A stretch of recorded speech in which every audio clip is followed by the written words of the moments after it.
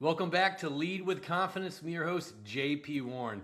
And this week we are talking about the importance and the power and how to actually have these small talk conversations that everyone hates, right? We all default, we covered this yesterday, we all default to the how do you do, what do you do type of default mode because we're just being safe. Today we're going to be talking about actually how to turn your next networking event or your next conversation into a book report, kind of frameworks in a book report where you can stay engaged, involved, and have a deeper conversation than you would have had originally. Hey, if I'm giving you these 10 minutes of soft skills daily development, I'm asking for 15 seconds for you to go over to wherever you're listening to this, review, comment, share, chime in if there's any soft skills in that area that you need help developing in. Chime it in because I love getting ideas from people, you out there listening in. Thank you for tuning in. It's cool seeing we got people tuning in from all over the globe to this. So I love seeing how this is kind of helping people make a difference. So thank you. Let's dive into today's concept. How many times do we feel that whenever we're in a conversation, and again, this might be something that we don't even know that we're doing, but I know that I'm doing because I've reflected on this, I'm guilty of this, but we are constantly trying to think about what we have to say to match this person's story, or what do we have to say to maybe one-up the story. We all know that one-upper, right? But we often do that without even knowing that we're that one-upper. If someone shares something, we have to match that story. If someone shares an experience or something like that, we have to meet that and compete with that just by using. So we're always constantly thinking about what we have to say and all that stuff. And that does not allow this conversation to get any deeper. So today we're going to be talking about the book report assignment, the book report approach to your next networking event, to the next person you're talking to, and actually how to have stickier conversations. And that is the whole point. I want you to be more confident in these conversations you're having at networking events. Okay. So again, you are not bad at small talk. Everyone has the ability to do small talk, but you're probably focused on what you're going to say next, or you're thinking about what do I say after this person's done with a statement. And number one, that is a very normal thing to have, but also what that does, that puts you in a situation where you're not connecting with this person because you're not active listening, right?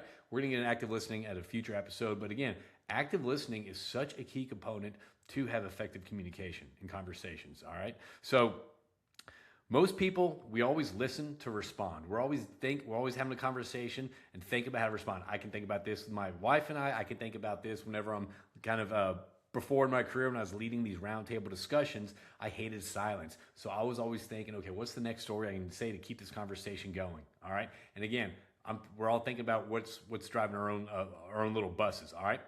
Again, it comes to this. Whenever silence hits, we sit with that and we're uncomfortable with that. So we feel that we have to feel that silence, and sometimes we just start talking because we often hate silence. I personally think whether you're giving a presentation, whether you're giving a pitch, we're going to get into that later. I don't think we do need to be pitching, but whether you're giving a presentation, whether you're giving a pitch, whether you're networking, whether you are just having a conversation, there is so much power in silence. Whether you're trying to hit a point, whether you want this other person to fill in some more information, it doesn't matter. But the power of silence is so crucial when we're having any conversation, all right?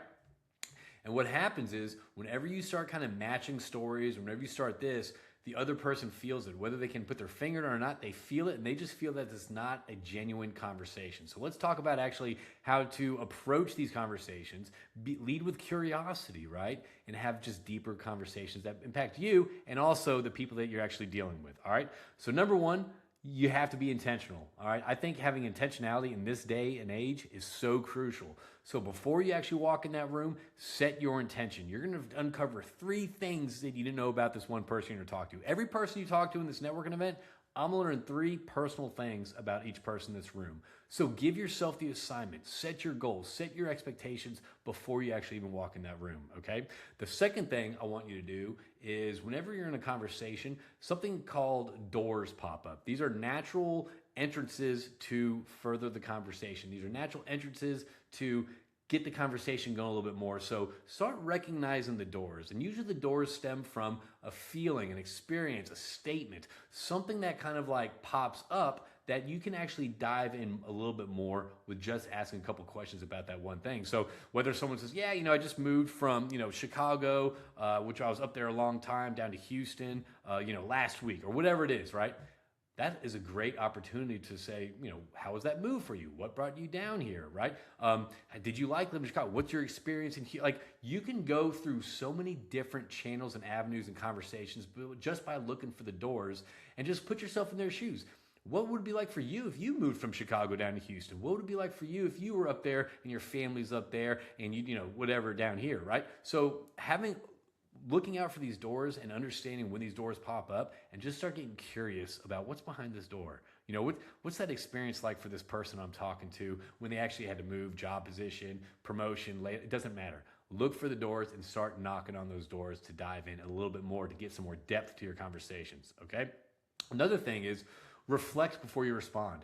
That is, again, ties in what we were talking about before. Appreciate the silence. I've noticed that, a lot of times, when we're talking, like, let's say you are listening to this and you do want to strengthen your skills. Chances are you might be an introvert that's kind of flexing your extrovertness a little bit, right? You might be an extrovert that just, you're too extrovert. You got to think about an introvert. So think about this.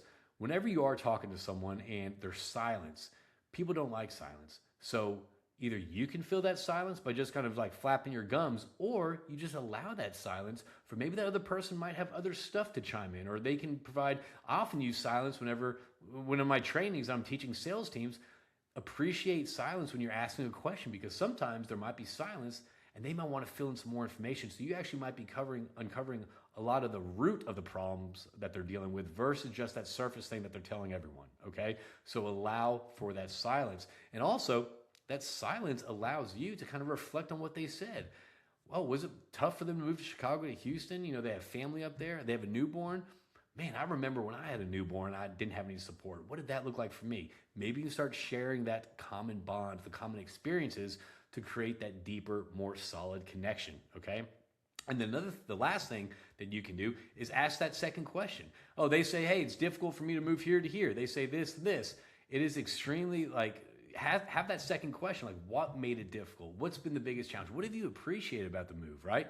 So having that second question, the curiosity question, right? So don't just ask that one question, think, okay, well, they answered that question, I'm gonna keep going about this conversation and filling in the silence and just staying surface level. Go down that road, ask those questions a little bit more, go a little bit deeper. So and again, this is one of those things, like, when you start this process, when you start kind of like learning the book report method and actually applying it, it's going to feel weird. It's going to feel uncomfortable. But the more, again, soft skills is a skill set. It can be learned, practiced, and mastered. So the more you're actually asking these second questions, the more you're looking for the door, the more you lead with curiosity and allow silence, you're just going to get better at your networking game. You're going to get better at your small talk. And again, here's the thing. I often teach this.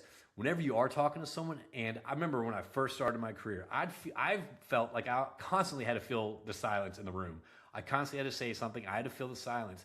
However, once I actually slowed down and allowed space, my battery was more charged. I wasn't walking out of the networking events feeling drained. I got more information about what everyone else's experienced over myself. I know what I experienced. I really don't I don't need to share that, right? I want to learn about other people, right?